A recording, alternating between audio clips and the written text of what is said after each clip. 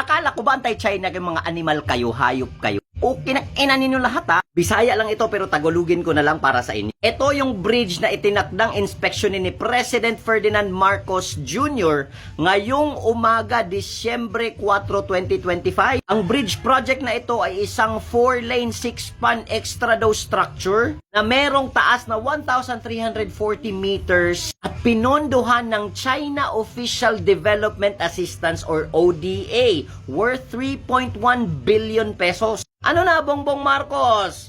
Hate China? Ano na, Bongbong Marcos? Epal sa ASEAN?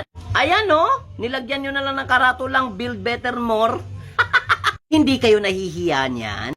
Anti-China kayo tapos inaangkin nyo yung project sa Davao City na yung pinondohan ng China mismo? Kapal na mga mukha nyo, administrasyon. Sa sobrang kapal, hindi natatablan ng kahit anong batikos yan. Masyadong malala nang aangkin na lang.